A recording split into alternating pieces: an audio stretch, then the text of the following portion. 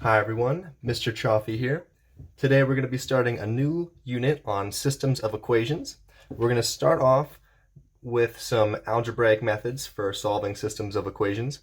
Substitution and elimination should be some familiar methods that we can use to help us solve some systems.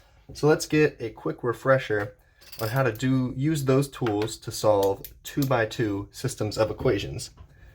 So let's take a look at this first example here. Let's do one for substitution.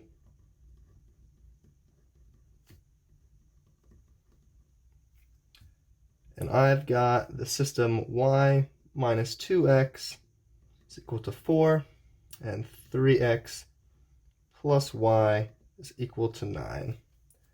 So if I want to use substitution here, that means I'm going to need to solve for one of these variables. And I already see I've got this y by itself. I think that looks like a nice starting point here. So let's say y minus 2x is equal to 4. We're going to add that 2x to both sides, and we'll get y is equal to 2x plus 4. Now, we already have our second equation there with a y, so let's substitute in what we just solved y to be. And we'll say 3x plus y, but instead we're going to plug in our 2x plus 4 for y, and that's still going to be equal to 9. So now all we have to do is add our like terms, our x's, and then solve for x. So dropping our parentheses, we'll get a total of 5x plus 4 is equal to 9. Then we can subtract that 4 from both sides. Well, 5x is equal to 5. Divide by our 5 here, and we get x is equal to 1. Now, once we have our x figured out, we already have y in terms of x. So we can just plug in our x there, and we'll say y is equal to 2 times 1 plus 4, which is just coming from that equation right there. And then let's just add everything together. We get y is equal to 2 plus 4, and y is equal to 6. So just a reminder, once we get a solution to a system, we're going to make that our point, our solution point of 1, 6. So let's put that in some parentheses. So there we go. That's our substitution method. Now let's try one for elimination. So we've got another system here. Just as a reminder, this one would be our elimination. In our second system, we've got 2x plus 3y is equal to 3, and then negative x minus 2y is equal to negative 1. So now with elimination, we want to manipulate these equations in such a way that we can add or subtract them together and eliminate one of our variables. So I think it'd be easiest to take this second equation and multiply it by 2 on both sides. That way we'll get a negative 2, which can get canceled out by that positive 2 right there for our first equation. So let's multiply both sides by that negative 2.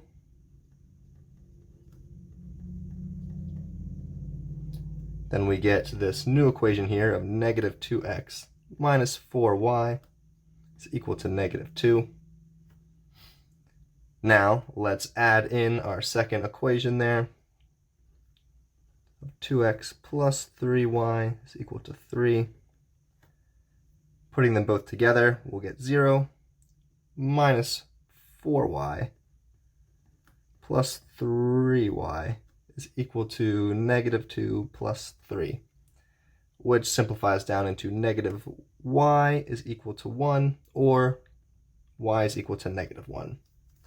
Now, once we have our first variable found, we can just plug that into either one of our original equations and solve for x. So I'll start off with our first equation. We have 2x plus 3 times negative 1 is equal to 3, which was just our starting equation. And now we're solving for x here. We'll get 2x minus 3 is equal to 3. We'll add that 3 to both sides. We'll have 2x is equal to 6. Or x is equal to 3, just by dividing by 2 on both sides. And again, we've got our solution here. that we want to put as a point. So our solution of 3, -1. Now we can also use these for systems of 3 by 3 equations. They get a little more complicated, but let's try it out for a 3 by 3.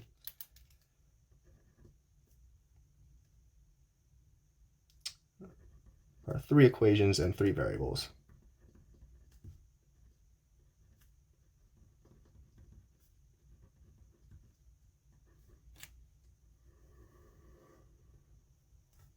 And let's start with substitution and do a system with only using our substitution methods.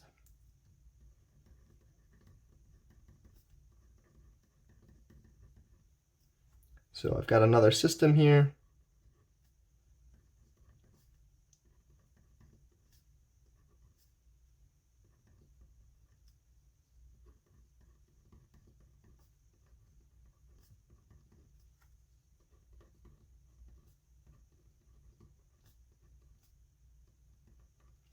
And with these are both 2's, by the way, 2 z's right there.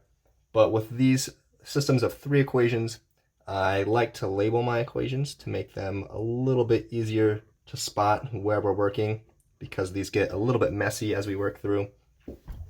So that'll help us later on, or as we go.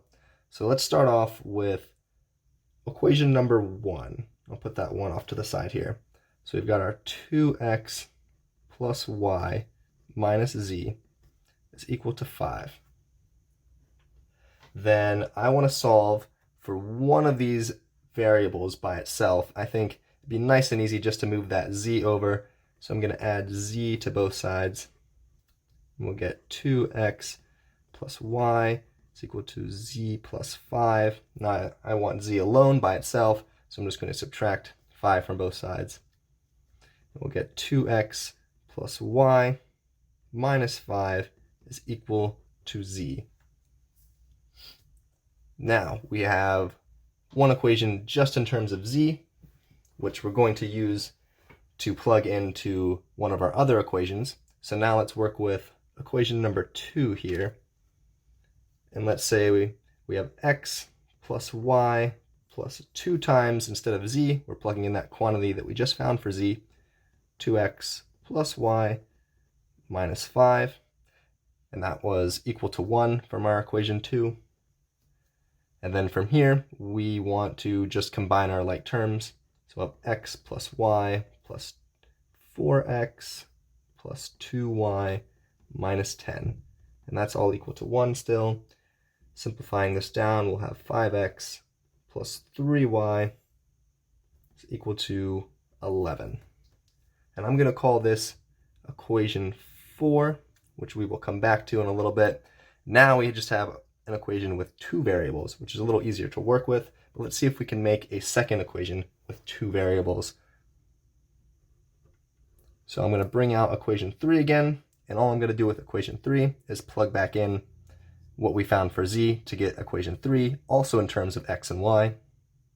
So now we'll have x minus y plus 2 times the quantity, same quantity for z, 2x plus y minus 5, and that's all equal to -3.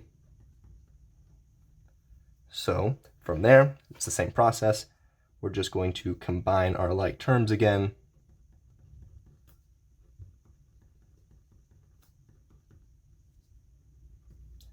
And once we simplify everything down, we'll get 5x plus y is equal to 7. And we will call that equation 5. So now we've got 2 equations with 2 variables in them. So let's make a new system, a smaller system, with equations 4 and 5. And we can say 5x plus 3y is equal to 11. And 5x plus 1y is equal to 7. So now, using this smaller system, let's continue using substitution and see if we can get some actual answers here. So starting with equation 5, we've got 5x plus y is equal to 7, or subtracting 5x from both sides, we can say y is equal to 7 minus 5x. Then we can plug that into our equation 4 by substituting it in for y, and we'll say 5x plus 3 times the quantity 7 minus 5x is equal to 11. Then we have this equation that's all in terms of x, and all we need to do is just combine our terms again and solve for x.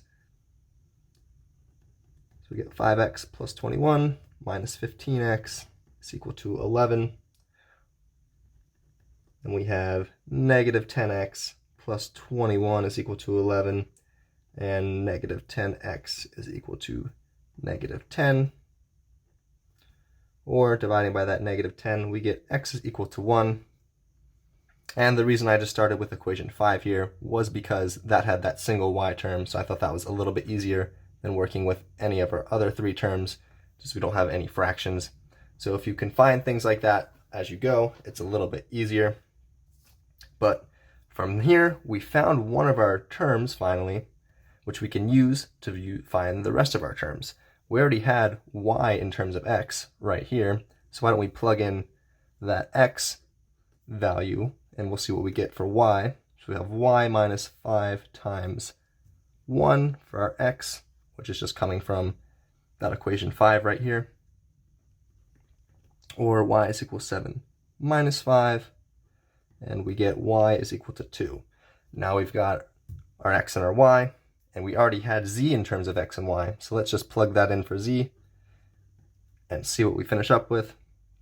So earlier we said that z is equal to 2x plus y minus 5, so we have 2 times 1 plus 2 minus 5. Putting that all together, we end up with z is equal to negative 1. And again, we write it as a point with x is 1, y is 2, and z is also 1. So 1, 2, 1 is our final solution here. And we used substitution all the way through,